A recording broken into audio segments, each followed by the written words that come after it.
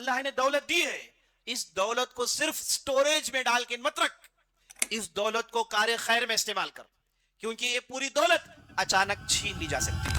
سو کے اپنا پورا وقت ضائع کر رہا ہے۔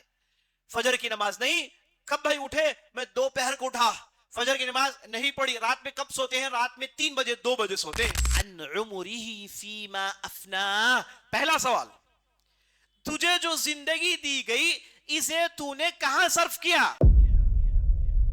کیا ہم اس وقت یہ کہیں گے کہ میں نے پورا وقت گیجٹ میں گزارا، ویڈیو گیم کھیلا، نعوذ باللہ فلاں حرام کام اس میں نے بتایا؟ کیا قیامت کے دن یہ جواب بن پڑے گا؟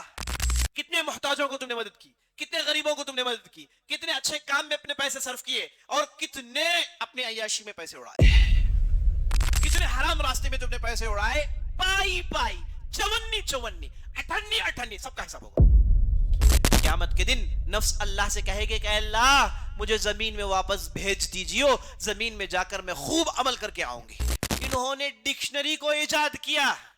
آج دنیا میں جو لوگ ڈکشنری استعمال کرتے ہیں اسے ایجاد کرنے والے یہی تھے۔ ایسے چیزوں کو نہیں ایجاد کیا ایک ہی آدمی، یہاں تک کہ اگر وہ گھر سے نکلے مسجد کو جا رہے ہیں تو ہاتھ میں ان کی کتاب ہوتی تھی کہ کتاب پڑھتے ہوئے مسجد کو جاتے تھے، اور نماز ختم کرنے کے بعد